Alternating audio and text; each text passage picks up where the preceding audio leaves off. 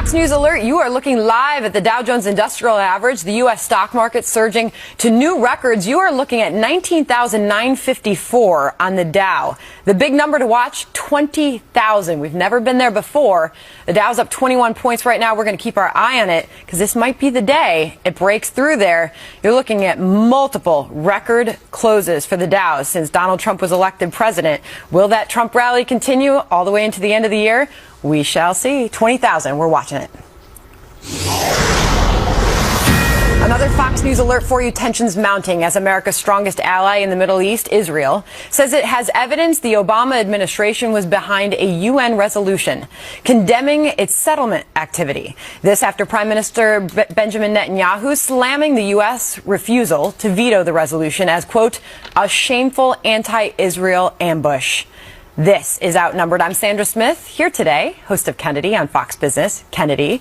Also from FBN, Dagan McDowell is here. News editor for townhall.com, Katie Pavlich. And today's hashtag one lucky guy, Iraq and Afghanistan veteran and Fox News contributor Pete Hegseth. And he is outnumbered, and we will always remind you of that, sir. I always feel outnumbered. Surrounded, it's an ambush. And I will always call you hunka burnin' Hegseth. Oh, wow. Wow. All right. We're starting out on that note. Now I made you blush. Yes. We can move on.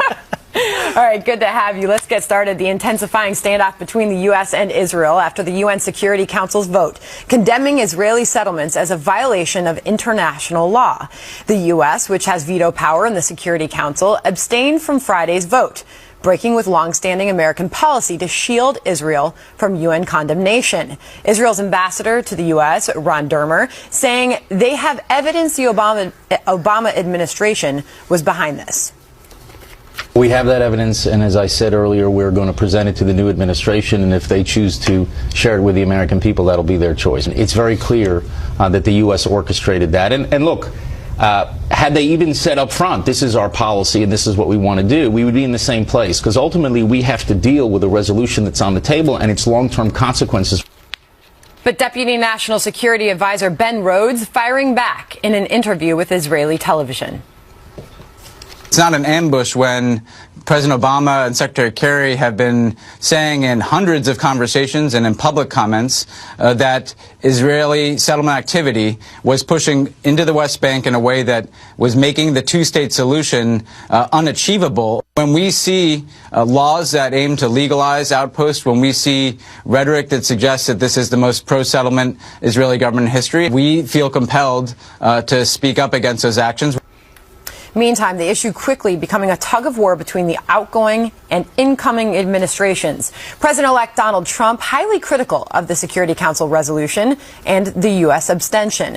Tweeting, quote, as to the UN, things will be different after January 20th. John Huddy joins us live from Jerusalem. John? Well, Sandra, adding to what Ambassador Dermer said, a senior Israeli official told me today that he had seen, and these are his words, sensitive material and information proving without a doubt that the Obama administration in the U.S. was directly behind this resolution, that orchestrated the resolution and pushed it to a vote on Friday. But again, as with Ambassador Dermer and then this official, I haven't seen any specifics. No specifics were given.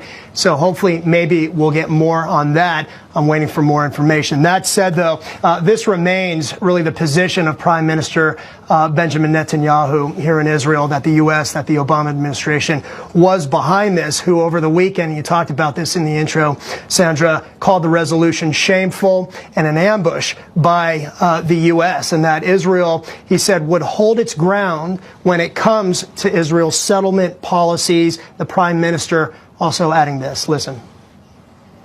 As I told John Kerry on Thursday, friends don't take friends to the Security Council. I'm encouraged by the statements of our friends in the United States, Republicans and Democrats alike. They understand how reckless and destructive this UN resolution was. I look forward to working with those friends and with the new administration when it takes office next month. Now, beyond the political rhetoric, there has already been actual political fallout as far as what the administration here and what Prime Minister Netanyahu is doing. He recalled Israel's 10 ambassadors to the 10 countries that voted in favor of this resolution. He also said that Israel will reassess its ties with the United Nations. Now, Israel, at this point, in the short term, is unlikely to change its settlement policies. In fact, it's moving forward with construction of settlements in the West Bank that were slated for construction, however, even before this resolution was passed. But there remains concern, Sandra, that if Israel doesn't tread lightly, that there could be another resolution before President Obama leaves office that is more binding than the one voted on Friday. And here in Israel, as you can imagine, this has been the talk on the street, in coffee shops, restaurants. People disappointed about this, but not exactly surprised given the history between Prime Minister Netanyahu and President Obama. John Huddy, thank you for that report. Yeah, I spoke to Governor Huckabee this morning. He's on his way there, and he indicated that he expects to hear the same sentiment there. That being said, who's to blame for this, Pete? Because, you know, Trump's using this as an opportunity to say, hey, January 20th, things are going to be a lot different. Barack Obama. You listen to Ben Rhodes and what he said in that clip that we played up front. He's making a pro-Palestinian, anti-Israeli argument. I was in Israel recently. If you understand the settlements in Judea and Samaria, which others call the West Bank, you understand it's not this evil aspect that people lay it out to be. The two-state solution is dead. It has been for a long time. And if Donald Trump sticks to his pledge to move the embassy from Tel Aviv to Jerusalem, it would be something we've been saying we're going to do for a long time, an indication that we're committed to the state of Israel. What Barack Obama did at the end of the day was what he's wanted to do for a long time, which is give in to the international left and the UN, which has become a bludgeon against the U.S. and Israel. That's exactly what this was, and by abstaining, they were voting for it. And speaking of that, Kennedy, this is what Trump tweeted about the United Nations specifically, saying the UN has such great potential, but right now it is just a club for people to get together, talk, and have a good time. So sad. Yeah, it's like Oprah's book club or a country club. Unfortunately, this is about as effectual, yes. Yeah, but this is much more serious. And fund it with $3 billion every year. Yeah, and a lot of it our money. And here's what the president has done. And we saw this recently with some of the oil drilling executive order mandates, and also with Obamacare, is he makes things so incredibly complex that they're difficult to undo. And the Security Council vote came to be before he leaves office, just so they would have that unanimous vote against Israel. And the United States abstained much in the same way that then Senator and State Senator Barack Obama did, because as you remember, many of his votes were neither yay or nay. It's a chicken way to do it. That's absolutely right. It's very passive aggressive. It's very complex, and he knows the vote cannot be undone. It also gives Donald Trump, and I'm surprised that the president was so myopic on this, it gives Donald Trump a perfect opportunity to dive off of one of his campaign platforms into the welcome and loving cup of Israel. Katie. Yeah, he should. I mean, this is now a launching pad for Donald Trump to do exactly what he said he would do on the campaign trail. Move the U.S. Embassy from Tel Aviv to Jerusalem. You know, the White House is now denying that they had anything to do with making sure that this UN resolution passed, or the abstention. But they also denied sending Obama operatives to campaign against Benjamin Netanyahu in Israel, and it came out later that they actually did do that. So I'm not so convinced that the White House is telling the truth about not actually making sure that this resolution passed, and it is amazing to me that we still take the UN seriously. I would disagree with Donald Trump when he says it has potential. What have they done over the past 30 years to prevent genocide?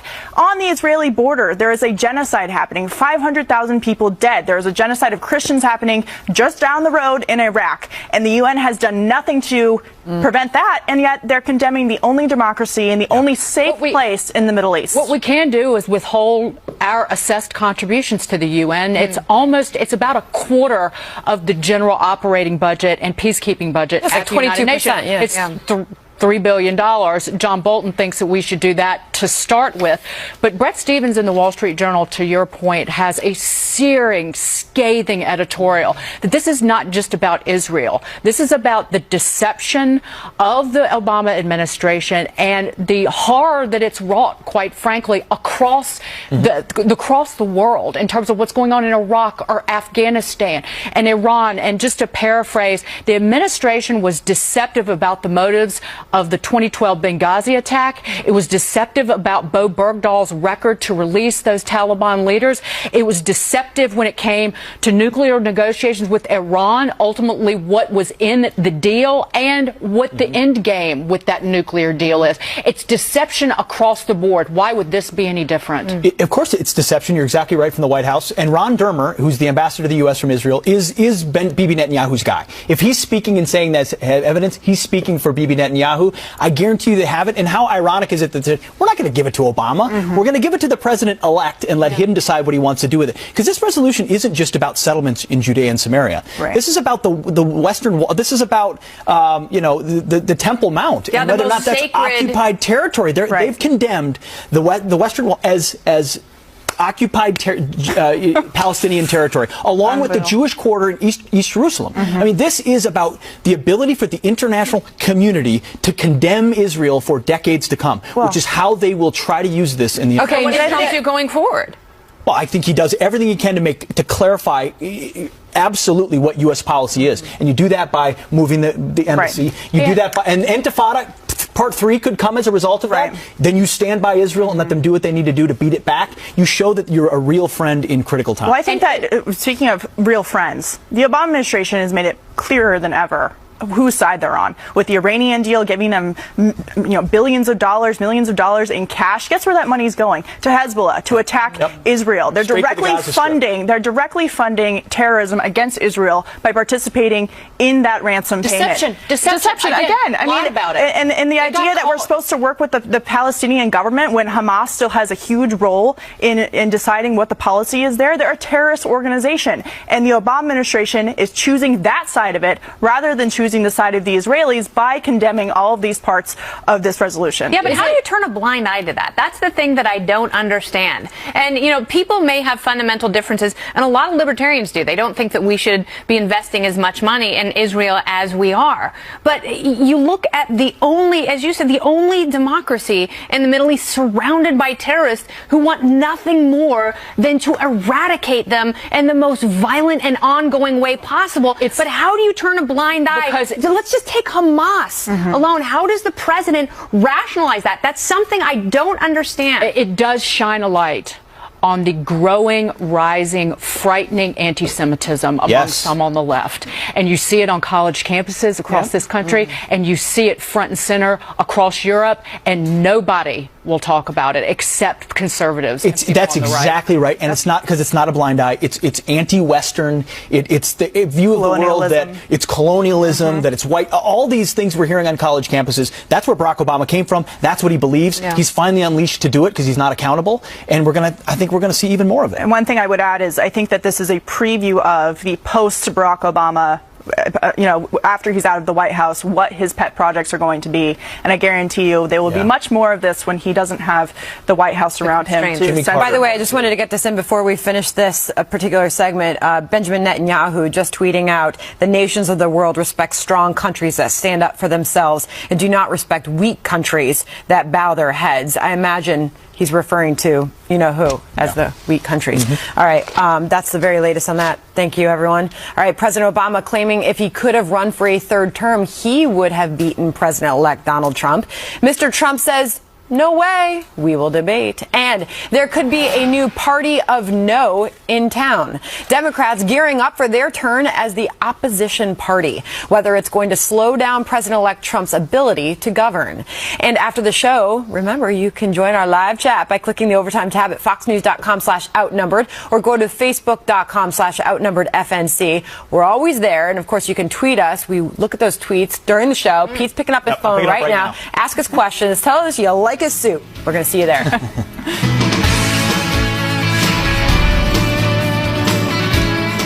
Welcome back to Outnumbered. Isn't it glorious? Yes. President Obama leaves the White House in just over 3 weeks. But before he goes, he's triggering a bit of a war of words with his successor, claiming he would have won a third term if it hadn't been for the pesky 22nd Amendment to the Constitution and he could run again, and that voters still relate to his message of hope and change.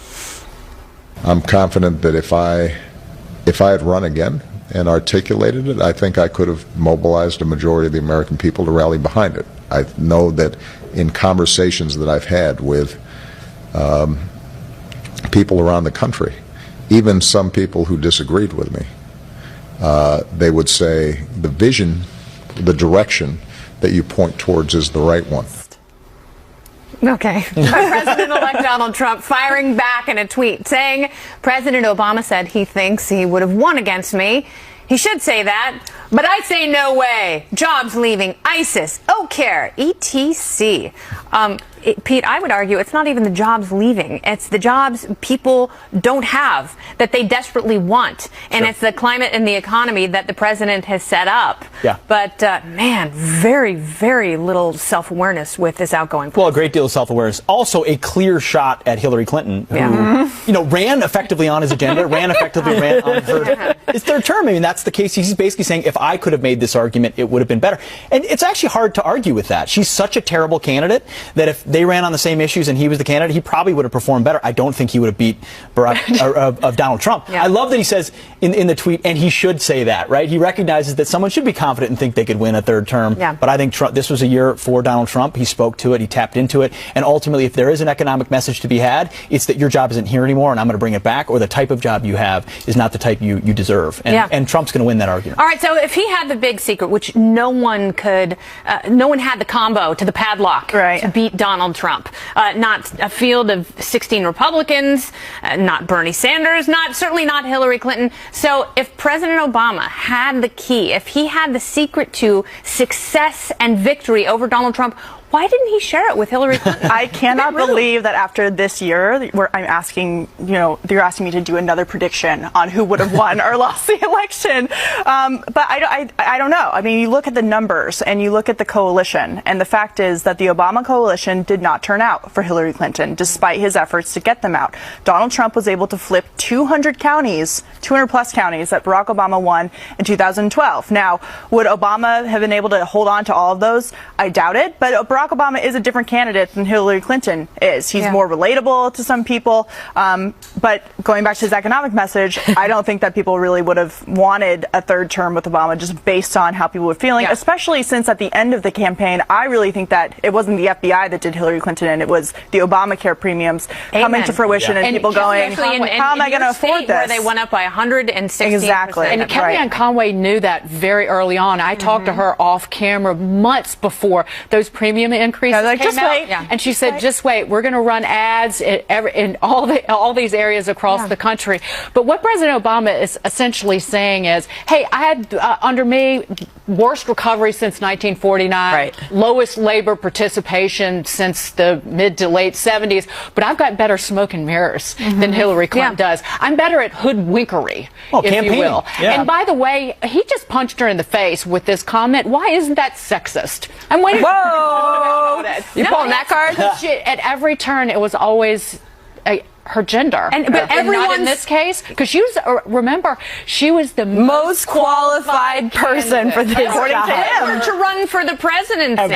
No, but she's absolutely right. And every time, whether it's Joe Biden or the president or a number of pundits and senators who have weighed in, every time they make an assessment, it really is a gut punch to her again. But I argue that this entire election cycle was a reaction to President Obama. Therefore, if it was such a reaction to him, he could not have won again. No, but I think this is the 4th hour of television I've done with Dagan this morning. Well, actually, it's this afternoon now. Okay, and we're here. We still love each other. But I kept asking the question, wait, so was that not a real moment in the White House when they got all warm and fuzzy and shook hands and they had the photo op? President Obama and the newly elected Donald Trump. I mean, do you remember that moment? So was that not real? Because they seem so nice and cordial. And now he's like, what? Yeah. The politicians have public positions and private positions? Is that what you're telling me? No. Hey, but listen, I mean, he would have a really hard time bragging about his the job situation that he is leaving after 8 years. He'd probably tout the stock market gains, but not a lot of people were able to benefit from that. Maxine Waters said that the stock market, the rally in the financial stocks was appalling. Right. That the record run in the market initially after President Trump won was appalling, although it was awesome during President Obama. Yeah, they're willing to take the credit for Wall Street when it's good, but when it's bad, they blame everything else. But one thing I think that's important to point out here is Obama's comments in this interview are just another example of how the left refuses to accept the results and move on. He can't just say, I'm moving out of the White House that had a great 2 terms. I wish the president-elect well. He has to then issue a parting shot, yes, towards Trump, but also towards Hillary Clinton by saying, well, if I wanted to, a Democrat would still be in the White House. Well, again, Democrats lost, Republicans won, Trump will be the president. What about the 1,000 Democrats at national and state levels who've lost their seats in 8 years? This is according to the New York Times under President Obama. His coattails are tinsels. Like they're they've short-sheeted. Yeah, they're negative tails. Real quick, they're goat tails. Sandra's question, was that civility real or not? I think that what you're seeing is... I'd like to hope it was. Am I naive? He was clenching his teeth. He had his, night mouth guard to get through that meeting. Retainer? But what's going on is that he sees his entire legacy about to get torn up. Whether it's Obamacare, all the labor regulations, all of the ecological EPA regulations, you name it. It's GONE out of here. Yeah, Dodd-Frank, Obamacare. I mean, the list goes on and on. And he is so shallow. He's even said, this is about preserving my legacy. And that was the plea that he made to voters during the campaign season was, do me a favor and solidify my legacy by voting for the person that I have personally endorsed. That I actually secretly despise. Right. Wouldn't it have been fun to watch Obama debate Trump, though? I mean, if we could have seen that. That would have been pretty good. More fun. I wanted, my dream team, my LeBron versus Jordan, would have been Trump and Sanders. It would have been a little crazy. Trump v. Biden. That would have been interesting. That would have been good, too. That would have been Uncle Joe's like, every day. Every day he's got to know, oh, man. I'm only going to be 85 years old in 2020. Let's do it. Japan's prime minister visiting Pearl Harbor today, an historic moment with President Obama. But should he apologize for the attack that plunged America into World War II? Or is it simply time to move on? Plus, say it ain't no. After blasting Republicans as obstructionists for years, Dems are now preparing early roadblocks for President Trump. So is the shoe about to be on the other foot? Cinderella. Welcome back to Outnumbered. Japanese Prime Minister Shinzo Abe is meeting with President Obama today in Hawaii and is becoming the first sitting Japanese Prime Minister to accompany a U.S. president to the USS Arizona Memorial at Pearl Harbor. He laid a wreath at an American military cemetery there this morning and will visit the USS Arizona Memorial with President Obama later today. But there are questions over whether Prime Minister Abe should apologize for the attack that killed over 2,000 Americans and pulled the U.S. into World War II. White House correspondent Kevin Corke is traveling with the president and is live in Honolulu with more. Hi, Kevin.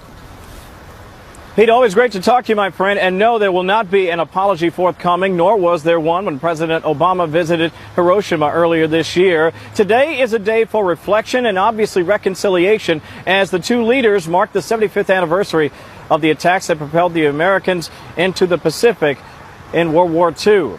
We're talking about the USS Arizona. As you pointed out, this memorial, solemn, hallowed ground. If you haven't had a chance to be here, you should really try to take it in. It is something to behold. And obviously, that ship was felled, that brutal attack on that fateful morning that cost the lives of so many Americans. It was, after all, December 7th, 1941, as President Roosevelt politically and powerfully said, a date which will live in infamy. It's also a date marked by sacrifice and heroism to go along with the loss of life. Now, this visit by Prime Minister Abe is the back end of an earlier exchange at Hiroshima, as we talked about, when President Obama marked the end of the war and the lingering effects of the first atomic bomb blast to strike that city. Now, for the Japanese Prime Minister, this visit, by the way, Pete, is also more than just about the past.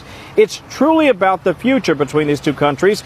and that should be a promising future if you ask America's diplomat to Japan. I think the alliance is so strong, and it has so much bipartisan support. I think President Trump, I think that he'll recognize that. Busy day to include the tour between the two leaders. We're also going to have remarks from them as well later on this afternoon, and we'll be here to share that with our audience. Granted, this is the 75th anniversary, a few weeks after the actual date, but this is also an important reminder for the greatest generation, Pete. I'm sure you can relate to that, and a great many of them, this will be the last major recognition of this event, and we look forward to bringing that to you later today right here on Fox News. Absolutely. But for now, Kevin, thanks for the great report. Certainly a reminder of a generation that we are losing, but that day is seared in their brain, in the consciousness of our country. Kennedy, what do you think? I mean, so much happened 75 years ago. Here we are, a world away from that world war with a different relationship with Japan. Is this the right thing to do, or should there be an apology? I think it is the right thing to do, and I think there should be an apology. And, you know, maybe that makes me a bad person, but I'm a patriotic person, and I think what they did was horrific. I think it was a dirty, filthy sneak attack, and I think thousands of people died. They knew exactly what we were doing, and I don't think there's a direct comparison between the bombs at Hiroshima and Nagasaki. Sorry. So it was a sneak attack, but it was a military attack on a military installation. What's your take? No, I would say that asking for apologies surrounding war events, especially that happened 75 years ago, is difficult because it's never going to happen. Obviously, the leaders of whatever country it is made those decisions at the time thinking that their best interest of the country was in mind. That being said, I agree with Kennedy. What they did was a sneak attack. It got us into World War II. It created a situation where we had to drop an atomic bomb to end the war, which they are responsible in my opinion. And so we're not going to get an apology. I think it's important to emphasize that the relationship now with Japan is different than it was then. It's an ally that we need in that region of the world, and I'm just glad that President Obama didn't apologize when he went over to Japan. I breathed a sigh of relief after that. But you thought that he might. I thought that he might, and I'm glad that he did not. And I do think that the White House should apologize to the veterans they called bitter, who actually do have an issue with what's happening today. Sure, you can understand why. I read a number of articles about World War II vets who were there, who lived with the difficulty of that day and the war that unfolded. Does this speak, Dagan, to America? I mean, here we are 75 years later with a former enemy here, recognizing that, whether people are apologizing or not. And we helped rebuild and reassert that country into the world community. And now this is an incredibly, critically important relationship that we have, our most important in the Pacific and in Asia. And this relationship between Abe and President-elect Trump is going to need to deepen even further. And we can't, again, worsening relations with China, the continued nuclear threat of North Korea, and there many other developments in other countries, whether you're talking about South Korea or even the Philippines, that are unnerving. You had Abe, he was the first leader to fly to New York, the first foreign leader to meet with Donald Trump. I think that speaks volumes, and what's happening at Pearl Harbor speaks volumes about how close we are today and how we need to continue to be. Yes, and how important is that relationship? You look at China asserting itself there. I mean, but I wanted to lean on you a little bit more, because I, like you, read so many of those stories of surviving veterans. Some want an apology, some want him to mourn with them. Because you speak to and represent veterans, and you are one yourself, I mean, what would you like to see happen here? I think everyone internalizes and deals with stuff like that differently. Some might want an apology adamantly. Others have turned the page. Others think it is great to mourn and honor it. Personally, I'm really glad we didn't apologize in Hiroshima. And I understand why they wouldn't as well, even if I may want that. I mean, I think we do go down a slippery slope when we're apologizing for every action we've taken in war, whether it was a sneaker attack or not. That was a big one, though. No, it's a big one, but I would say, listen, they had made a strategic decision, and fighting the way they were and allied with Germany, that they were going to attack a military installation that was not properly defended. It was a sneak attack. What do you make of at least his presence there, then? Well, no, I think he's doing it respectfully.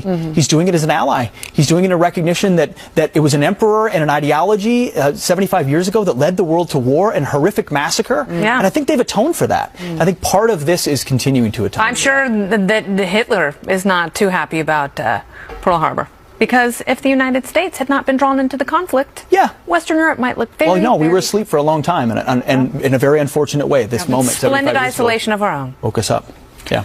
Well, no apology. There could be a new party of no in town after blasting Republicans for years over their blockade of President Obama's agenda. Democrats gearing up for their turn as the opposition party, planning to throw up early roadblocks for President-elect Donald Trump's agenda and cabinet picks. In the past week, House Democratic leader Nancy Pelosi issuing a call to action to her rank-and-file members to fight GOP efforts to undo Obamacare and overhaul the tax code. She's even planning a so-called day of action the weekend before the inauguration. Meantime, Democrats also signaling a big fight for some of Trump's cabinet picks. Last week, a group of 16 Dems said no committee should vote on a nominee until they've provided a financial report, an ethics agreement, and cleared FBI background checks. Guess who lost? Katie Pavlich. I think that Democrats are regretting nuking the filibuster under Harry Reid right about now, because they gave away all that power for the sake of their own, and now they don't have much of it left. One thing that I think is important to point out here, especially with Nancy Pelosi's day of action before the inauguration, she and a lot of Democrats like her, the celebrities who are planning a counter concert down in Florida on the same day as the inauguration, are purposely dividing the country. Could you just for 1 week come together as Americans? You might not like the guy. There's a lot of people who don't like him. That's fine. And respect the process and the peaceful transfer of power. And yet here we have Democrats who complained on the campaign trail that Trump might do this. Here again, purposely dividing the country and not coming together for the sake of swearing in the next president of the United States. I find it appalling. Yeah, I mean, Fox News alert, Nancy Pelosi's a partisan. Right. I mean, this is who she's always been, what she's always pursued. She's not Michael Moore. What is this day of action? Lord, I mean, two people there. I feel about the celebrity concert. Thanks, Nance. What are you going to make another scintillating video to the Hamilton electors? Just people are waiting for one a last Pelosi shot. video. Hashtag never Trump. Good Lord! It's like, if you really want to do something, and I've said this to the left, get people that you are aligned with elected. You know who can't do that? Nancy Pelosi. Can I quote one Democratic congressman from Massachusetts, Richard Neal, talking about their plans to overhaul the tax code and how this is going to be part of the big party. He says there's going to be opposition if these tax cuts are directed to the people at the top again. He said we're going to be pretty united on this. So you think it was just Obamacare, but no, they're going to go after.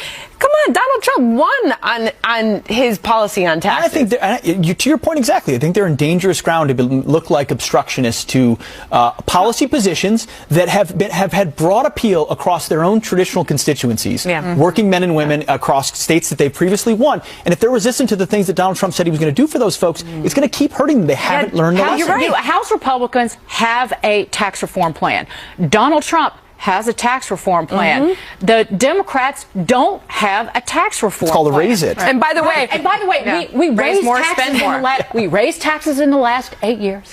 We ran up the deficit. We re-regulated vast swaths of the economy. Can I? By the way, can I show you what the people think about Donald Trump's tax plan? Look at the Dow. Look at the Dow about to 20,000. You know what? If the Democrats get in the way of tax reform and the stock market tanks and people are a little angry about that, I hope that they have to own that. They've proven that they've learned absolutely nothing. Kennedy mentioned this earlier in the show. They've lost thousands of seats at the state level. Republicans are running the show when it comes to governorships around the country. They lost the House in 2010, the Senate in 2014, the presidency now. They've ignored key constituencies that they used to own. And yet here they are now, stonewalling on economic plans that could benefit both Republicans and Democrats. Here's what I cannot wait to see, because you know that the Democrats who stonewall Trump tax reform efforts to reform Obamacare, whatever it is, he's going to tweet about them by name to that person's constituents and say, are you happy? Okay, tax reform, I was going to give you more of your money back. You were going to get a pay raise, and your congressman so-and-so is getting in the way of that. How do you feel about it? Because you know that was going to be more money in your pocket, and Democrats have much to be worried about, because in 2 years Senate Democrats face an uphill battle in the election. And if they do things if they don't listen to people and they don't listen to the bottom line that you've spoken about for over a year, Sandra, It's about the bottom line. If people don't have improved economic flexibility, if they don't have more money in their pockets and in their bank accounts, the uprising will continue. And meantime, Nancy Pelosi can lecture all the Republicans about it's Affordable Care Act. It's not Obamacare. Affordable. Say it with me. Unaffordable. On the White House website, it's called Obamacare. Affordable, not affordable. Meantime, we got to move on to this story. The horrifying gun violence in Chicago taking no holiday over the Christmas weekend. Dozens of people shot, at least 12 dead. What is to blame when the Windy City has some of the toughest gun laws in this country?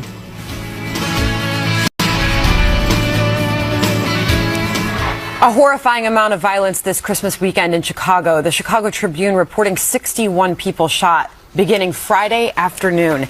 That includes a 14-year-old girl who is in critical condition. 12 other people died from their wounds. We're told the shootings are mostly gang-related. This says the number of murders in Chicago are up by 275 from the same time period last year. Whoa. That's according to the Chicago Police Department. This despite the fact that the Windy City has some of the strictest gun laws in the country. Man. But the police superintendent now saying Chicago needs even stricter gun laws.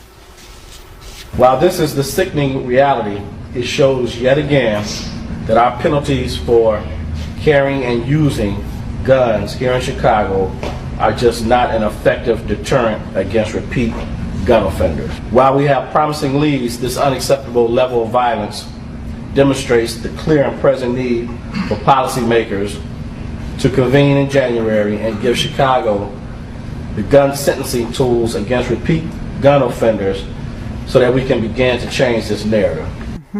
Wow, it just makes you wonder, are they on the right message? I mean, how could they be talking about that when they already have the strictest gun laws in the country, Pete? Guns, it's always because they reflexively go back to what they think they know and ignore. I think a lot of it does come down to a partisan lens that they refuse to look through. If you look at 80% of the drugs that are on the streets of Chicago that are driving that gang-related violence come from Mexican cartels. Yep. Yet they oppose, securing the border. Rahm Emanuel runs around talking about how his city is safe because it's a sanctuary city. So ideologically, they're obsessed with these sort of far left-wing policies that are ultimately fueling the violence in their very city.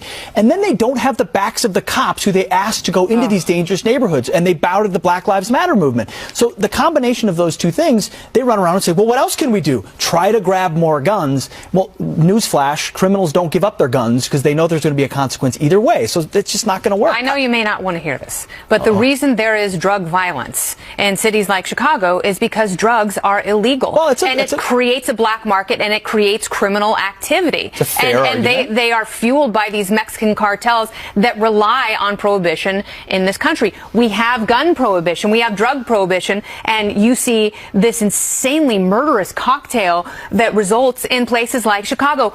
People lawfully cannot defend themselves.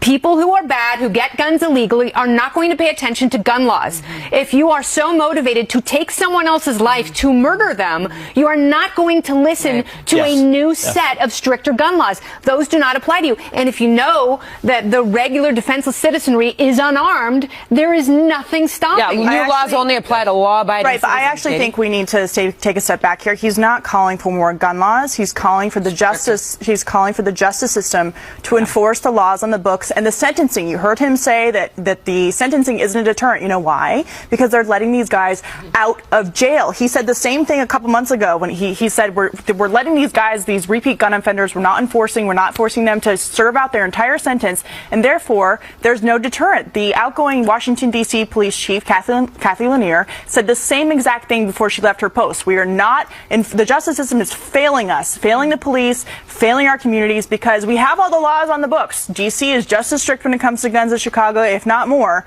and these people are getting out of prison and going and doing the same exact thing. It's about the justice system. It's not about the gun laws. But let's talk about the crime wave across the country, Dagan, because it's not just Chicago. Chicago's obviously seeing this huge uptick, but homicides jumped in 16 of 20 of our major cities this year. Right, and 37 out of 65 of the country's biggest police departments saw year-over-year homicide increases. I think that was through September, maybe. Part of it is the drug epidemic, the opioid problem, which, again, that starts with prescription medications, quite frankly, in many instances. It's part of that, but it's not fighting the drug cartels. It's not enforcing our immigration laws, and it is not standing up for our police departments and behind and by and in front of our